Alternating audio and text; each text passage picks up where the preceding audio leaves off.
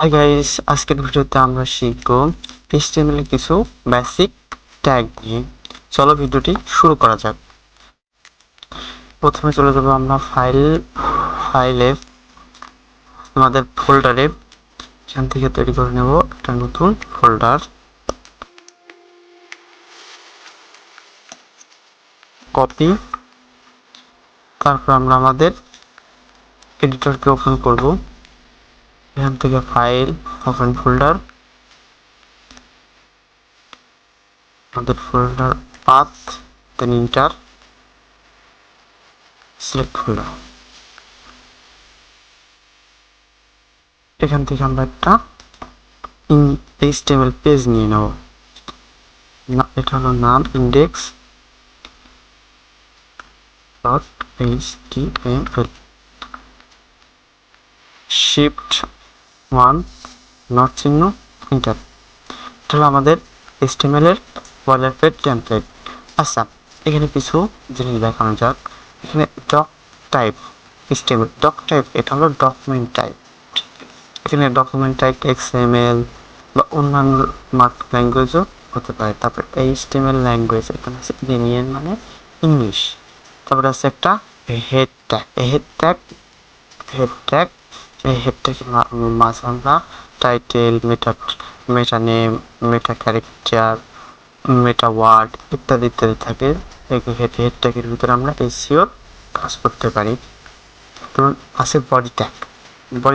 Body ট্যাগটা হলো পুরো আমাদের ওয়েব পেজের স্ট্রাকচার, যেখানে আমরা ইউজারকে শো করাতে চাই সেগুলো সমস্ত কন্টেন্ট আমরা বডি ট্যাগের ভিতরে রাখি। তবে কিছু বেসিক ট্যাগ, যেমন আমরা হেডিং ট্যাগ সম্পর্কে জানি। Heading tag H1,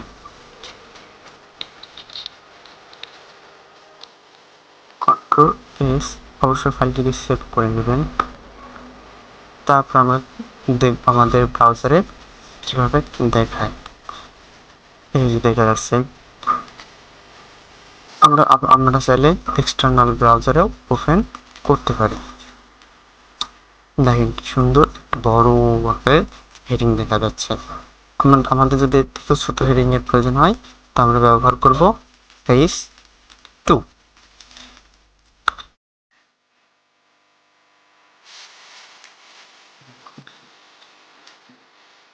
save. তারপর যাই দেখবেন আমরা তার প্রথম হেডিংটার থেকে দ্বিতীয় হেডিংটা একটু ছোট। এভাবে H1, H2 হয়, H3 হয়, H4 হয়, H5 হয়।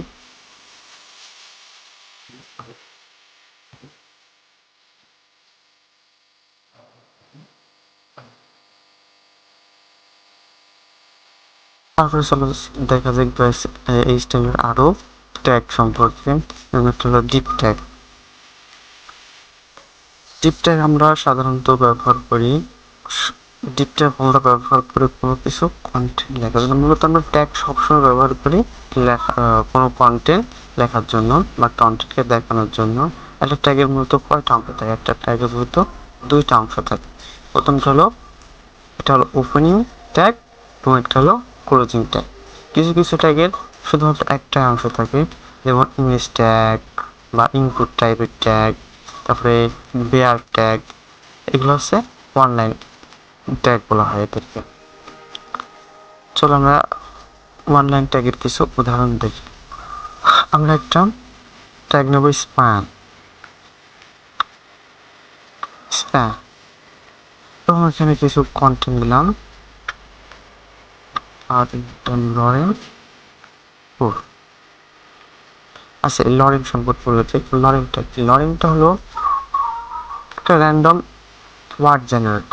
অনেক সময় এমন হয় যে আমরা যখন কোনো ডিজাইনের কাজ করি, তখন আমাদের ডিজাইনটাকে ভ্যারি করে, তখন আমাদের কন্টেন্টটাকে ভ্যারি করে। তো এই সমস্ত ক্ষেত্রে আমরা লরেন ব্যবহার করি।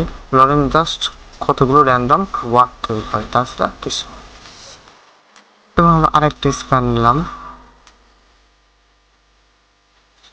নিলাম লরেন 5,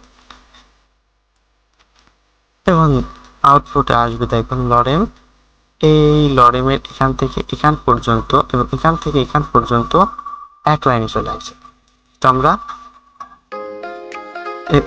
আমরা লাইনকে ব্রেক করার জন্য আমরা বিআর ট্যাগ ব্যবহার করি। তো আমরা জাস্ট এখানে একটা বিআর ট্যাগ লিখবো। বিআর ট্যাগ লিখে এর কোনো ক্লোজিং ট্যাগ নেই, দেখছেন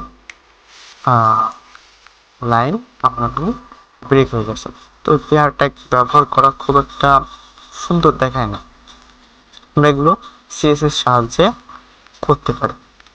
তো গাইস, আজকের ভিডিও এই পর্যন্ত। আমরা কালকে শিখবো HTML এর অ্যাট্রিবিউট সম্পর্কে। ভালো থাকবেন, সুস্থ থাকবেন, আর চ্যানেলটিকে অবশ্যই সাবস্ক্রাইব করবেন।